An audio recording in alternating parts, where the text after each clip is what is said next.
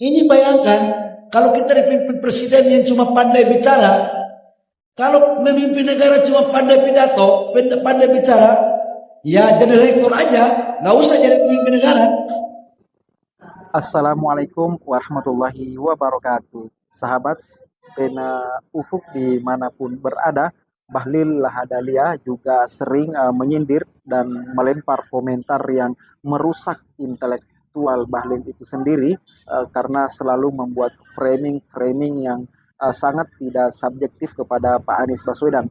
Potongan video tadi kita sudah dengarkan menyindir Anies Baswedan kalau hanya pandai bicara pidato maka mending jadi rektor saja. Lantas bagaimana kualitas kepemimpinan Pak Anies?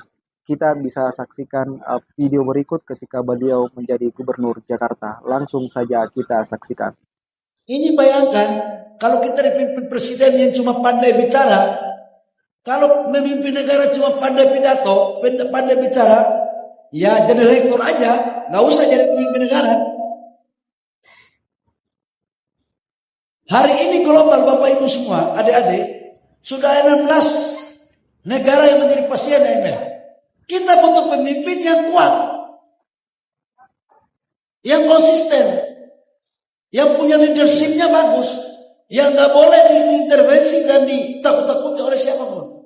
Dan kita bersyukur kepada Tuhan bahwa Presiden Republik Indonesia yang namanya Insinyur Joko Widodo mampu membawa Indonesia dari lubang kehancuran ekonomi bangsa kita. Apa yang terjadi sesudah diadopsi? Yang terjadi kita bangun sebuah sistem namanya Jaklingko. Teman-teman pernah tahu ininya, cara kerja Jaklingko? Bapak sekalian, operator kendaraan umum di Jakarta itu ada banyak. Ini operator-operator kendaraan umum. Namanya ada KWK, Metro Mini, dan lain-lain. Ini semua operator. Kemudian di sini namanya penumpang.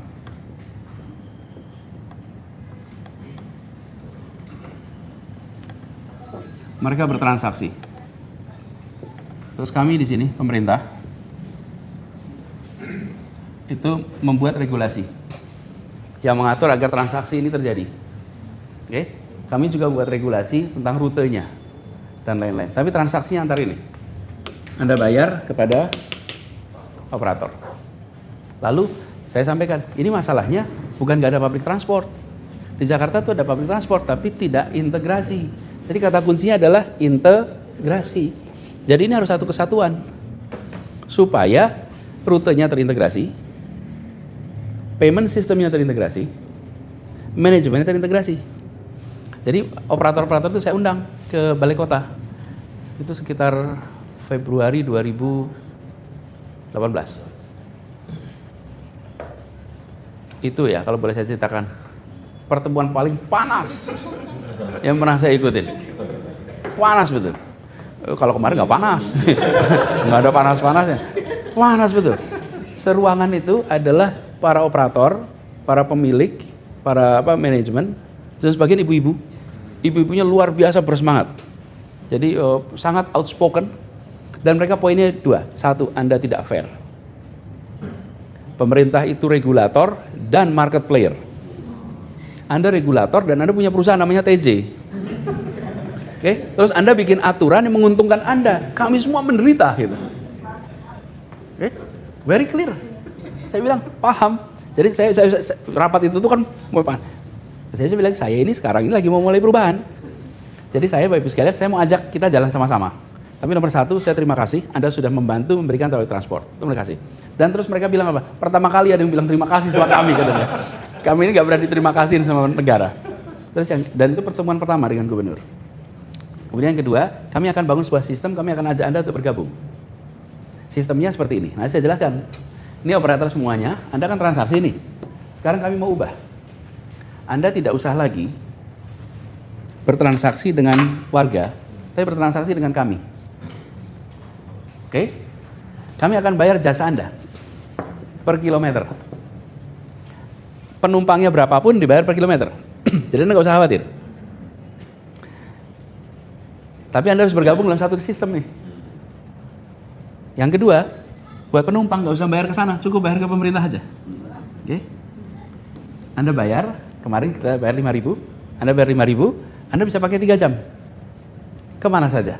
Bisa gonta-ganti antar ini tanpa harus ada extra payment. Anda mau bergabung, let's work together. Proses menentukan tarif per kilometernya, kan sepakati nih. Ada microbus, ada medium bus, ada large bus, itu 6 bulan 88 kali pertemuan. Sabar sekali. Dan dunia nggak tahu kali itu terjadi. Itu belakang layar. Sampai akhirnya ketemu berapa unit cost per kilometer. Tapi apa yang terjadi? Sehat. Nggak usah kebut-kebutan. Nggak usah ngejar setoran. Kemudian tenang, tidak ada lagi rute basah dan rute kering. Tidak ada lagi jalur yang orangnya dipindah di tengah jalan. Ingat ya. Dan kemudian mereka punya kontrak dengan pemerintah. Coba cari kalau masih ada Metro Mini Jakarta sekarang. Apa yang terjadi? Mereka punya kontrak ke pemerintah, perusahaannya ganti armadanya.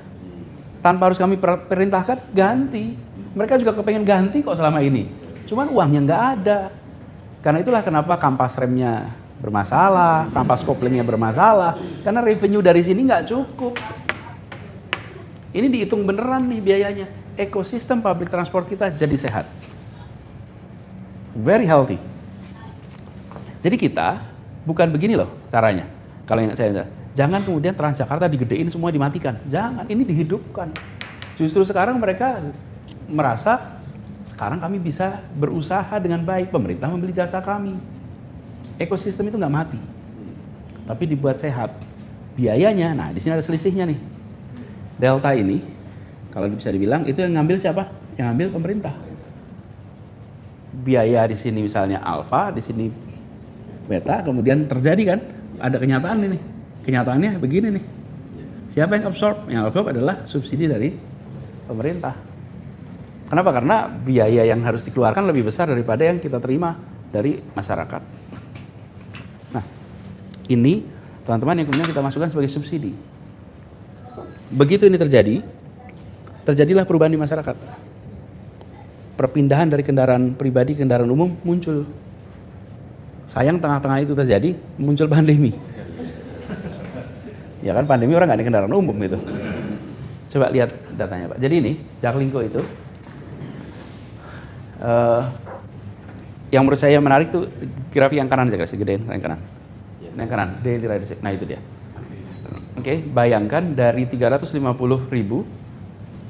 jadi 1 juta. Itu Ridership. Daily. Jadi ada 1 orang sekarang yang naik 1 juta orang yang naik kendaraan umum. Nah, kita berharap by 2030 4 juta. Kalau 4 juta orang bisa naik kendaraan umum, Jakarta akan menjadi kota di mana biaya mobilitas akan murah. Nah, kemudian yang kedua, coverage-nya. Coverage-nya sekarang 82%. Tahun 2017 hanya 42%. Sekarang 82%, we double the coverage. Kenapa double coverage bisa? Angkot-angkotnya itu datang ke semua tempat tenang. Wong saya dibayar per kilometer kok. Di seluruh dunia kalau kendaraan umum itu cost-nya dihitungnya per kilometer, bukan per penumpang. Kalau enggak pada balapan.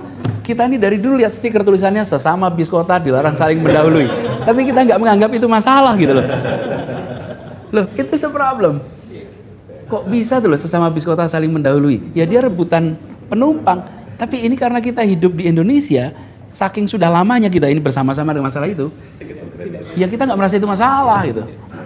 Nah, padahal itu masalah. Walaupun memang sekarang jadi kurang romantis buat sastrawan. Iya, kan nggak ada asapnya, nggak ada dramanya. Jadi kalau buat penulis itu kurang inspiratif, kaku gitu. Nah, ini efeknya di Jakarta. Walaupun kita hari ini masih punya kemacetan, tapi look at what happened. Congestion level Jakarta 2017, 2018, dan 2019. Itu aja dulu dah, sebelum ada apa? Pandemi juga. Terus kemudian kita turun ke level, ini adalah ranking kemacetan dunia. Nah, kita Seluruh dunia ngalamin pandemi, bukan hanya kita. Tapi bahwa kita sekarang itu kemacetannya, tingkat kemacetan kita lebih baik daripada Tokyo. Padahal Tokyo itu public transportnya sempurna. What does it tell you? You have perfect public transport, okay? Yet your congestion level is 17 in the world most congested. Artinya public transport maybe is not a substitute for congestion. Okay? Tapi public transport memberikan apa? Certainty. Kalau naik public transport dari sini ke sini 34 menit udah pasti. Okay? Jadi yang diberikan public transport adalah certainty. Sebuah kota bisnis yang modern yang diperlukan adalah facility that provide you certainty. Kenapa? Ya kalau congestion itu tergantung jumlah mobil dan panjang jalan, bukan soal ada public transport dan tidak. Has nothing to do. It's a simple logic. Nah, maksud saya policy makers nggak boleh bertindak seperti private entity. Policy maker itu harus bertindaknya dengan membayangkan skalanya skala kolektif, bukan skala pribadi. Ini electric bus kita yang lakukan. Oke, akibat itu semua, alhamdulillah Jakarta was awarded Sustainable Public Transport.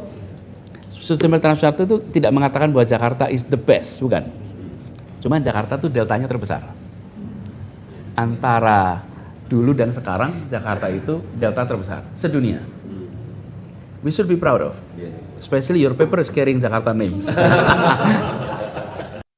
Seharusnya sosok seperti Bahlil Lahadalia ini berhati-hati betul dalam melempar statement di publik, apalagi sekelas Bahlil ini yang memandang dirinya sudah politisi senior, sudah berpengalaman, dan merusak intelektualnya, merusak wibawanya, dan bahkan ya dalam tanda kutip sangat merendahkan, karena yang dikomentari terhadap sosok Anies Baswedan adalah lebih ke personal. Kata-kata kalau cuma pandai pidato, pandai bicara, mending jadi rektor saja.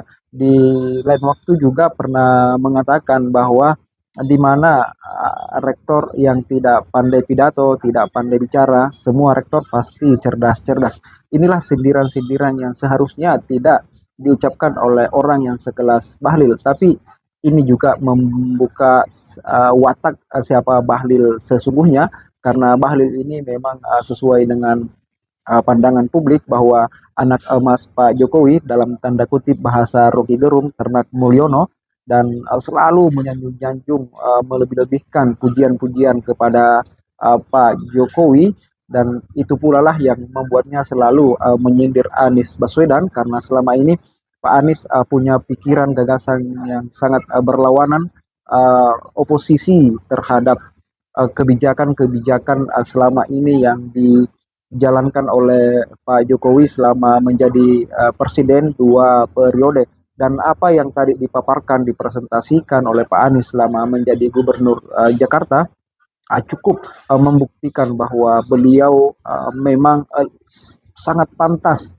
menjadi orang nomor 1 di Indonesia. Bahkan sangat-sangat pantas sekali beliau punya kapasitas itu, dengan intelektual yang cukup dalam, dengan relasi di dunia global cukup luas, dan kemampuan komunikasinya yang punya di atas rata-rata, dan cerdasnya Pak Anies ini memang sangat komplit.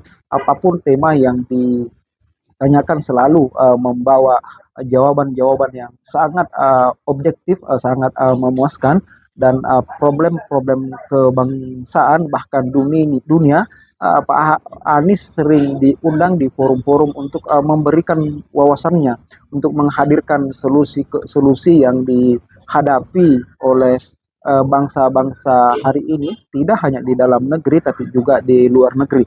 Rekam jejak Pak Anies selama di Jakarta, kemampuannya menangani COVID-19 waktu itu melampaui kemampuan Presiden Joko Widodo, dan itu membuktikan bahwa dalam sebuah kebijakan Pak Anies selalu mengedepankan sains, ilmu pengetahuan, sehingga setiap kebijakan berdasar kepada basis ilmu dan juga kepentingan rakyat tentunya. Dan itulah kecerdasan Anies Baswedan. Saya tampilkan ini bukan berarti membenci Pak Bahlil Lahadalia secara pribadi, melainkan perimbangan informasi jika di kemudian hari orang dapat melihat sepihak pernyataan Bahlil ini, maka bisa menjadi salah persepsi terhadap Anies Baswedan. Dan semoga video ini bermanfaat. Sekian, terima kasih.